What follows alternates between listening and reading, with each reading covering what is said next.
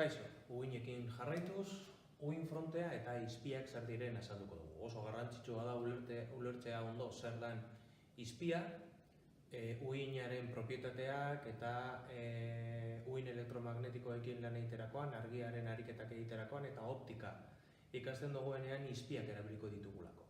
Egonan, ugin frontearekin hasiko gara.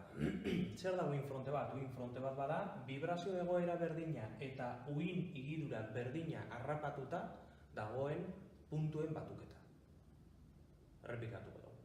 Vibrazio egoera berdinean dago, imaginatu hemen dagoela vibrazio egoera batean, eta ugin higidura berdinak harrapatuta, hemen inguruan dauden puntu guzti hauek ugin higidura berdina harrapatuta, energia berdinak mugiarazita daude eta mugimenduaren momentu berean daude. Ez ahaztu, gure ekuazioa izango dela A seno WT gen kx gehi teta 0 positiboki mugitzen danean eta noranzko kontrakoan datorkigunean gehi kx izango dela. Orduan,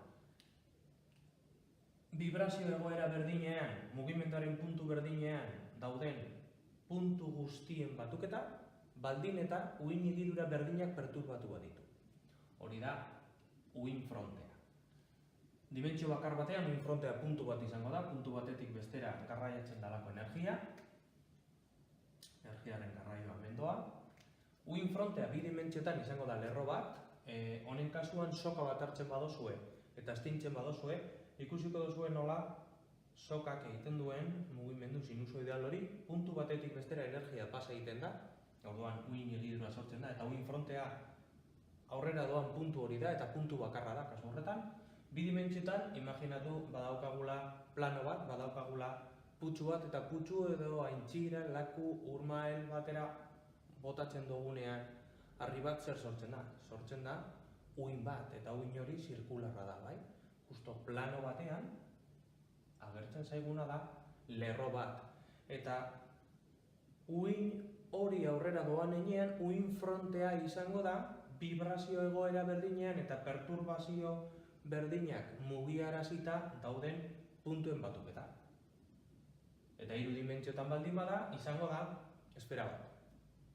Esfera horren zati bat moztu egiten badugu, hemen daukagu fokua, hemen daukagu fokua, hemen erdian dago fokua, jarriko dugu hemen fokua. Moztu egiten badugu gainazalen zatitxo bat, edukiko dugu halako gainazalak. Orduan, ugin frontea gainazal bat izango da hiru dimentsiotan lanean ari garenean.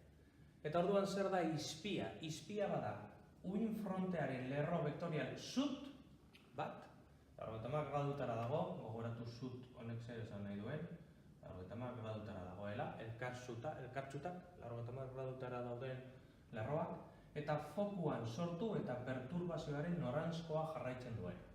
Kasu honetan, izpia, badoa hemen, bai?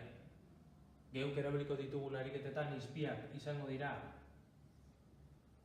horrela, hartzen ditu, 50 gradutan gainazalak, eta kasu honetan ere bai, hemen jartzen badugu, hau izango da izpia, hemen 50 gradu dauz, eta hemen 50 gradu dauz.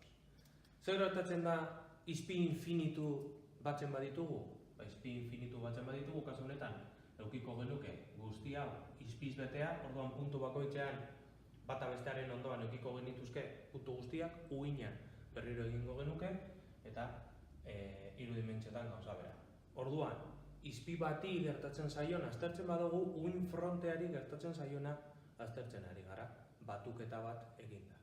Hori da erabiliko dugun ideia. Izpiak erabiliko ditugu azterketa guztiak egiteko. Ariketa edo azterketa errazteko, baina gero buruan eduki batu behar dugula, izpi guztiak batu behar ditugula ugin fronteari gertatzen zaiona ikasteko. Ulertuta, ugin frontea eta izpia. Buruan eduki, hurrengo azalpen guztiak ondo ulertzeko. Aurrera!